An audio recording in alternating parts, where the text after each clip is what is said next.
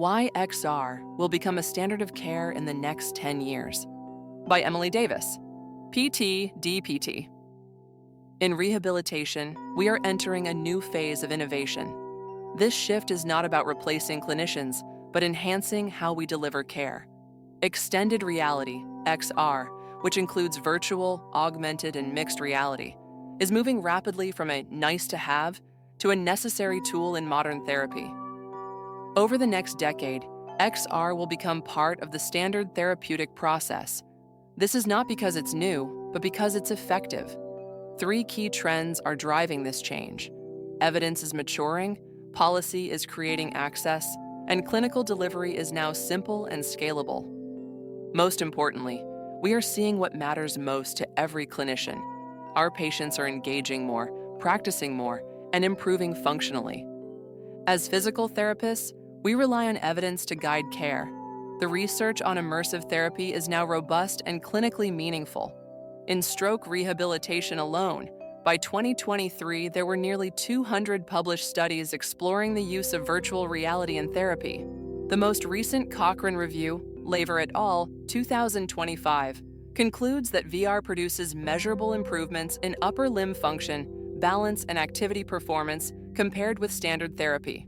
These benefits are most significant when XR is used to supplement conventional therapy rather than replace it. That aligns with what we observe in practice. When XR is used to extend practice time, such as during self-guided sessions between visits, it reinforces the principles of neuroplasticity: repetition, intensity, and task-specific engagement. The same trend is clear in pain management. Meta-analyses, Luo et al. 2024, Zhou et al. 2024, show that immersive VR reduces both acute and chronic pain compared with traditional interventions. Mechanisms include sensory distraction, cognitive reframing, and activation of descending inhibitory pathways. In real-world terms, that might mean a burn patient tolerates wound care longer, a chronic pain patient moves with less fear, or a child completes therapy with reduced distress. These are measurable, functional outcomes that translate directly to improved participation and performance. Early versions of VR were bulky, complex, and difficult to implement. That is no longer the case. Modern XR headsets are lightweight, easy to clean, and quick to set up. Clinical software is purpose-built, designed around progression, feedback, and measurable outcomes.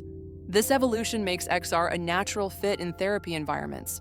For physical and occupational therapists, XR doesn't replace hands-on care, it enhances it. Stroke and TBI. XR provides repetitive, engaging upper limb and dual task training that can continue independently between sessions. Vestibular rehabilitation.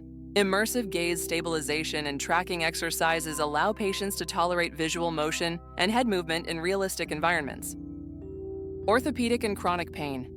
Distraction-based XR experiences help patients overcome guarded movement patterns and rebuild confidence. Visual and performance rehab. XR activities targeting fixation, accommodation, and tracking are improving visual function needed for reading, driving, and daily activities. These applications reflect what many therapists already report in clinics. Patients work longer, move better, and stay motivated when immersed in meaningful, goal-driven activity. Every therapist knows the challenge of maintaining motivation. Even the most carefully designed plan fails without engagement. XR therapy transforms repetitive practice into immersive experience. Patients receive instant feedback and can see their progress in real time.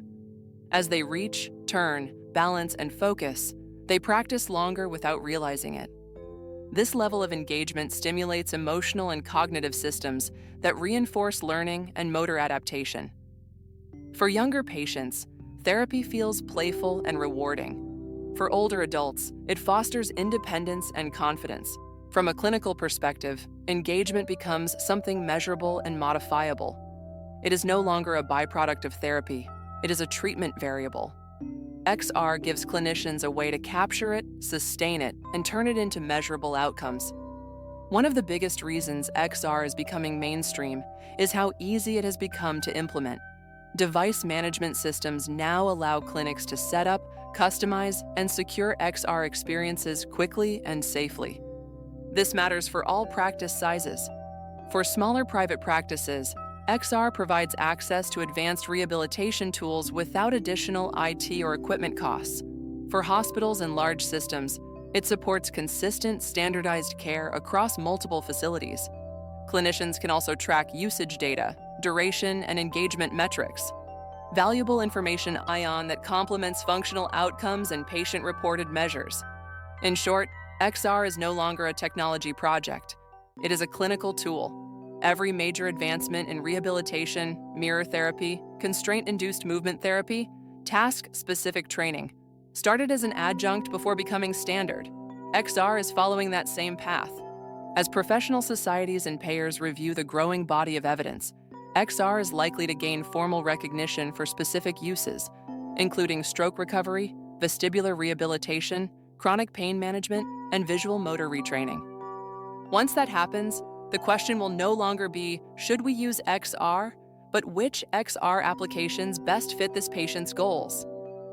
When we give patients tools that make therapy engaging, measurable, and accessible, we enhance not only their outcomes, but also the quality and consistency of care we provide. That is where the profession is heading, and XR will be a core part of it.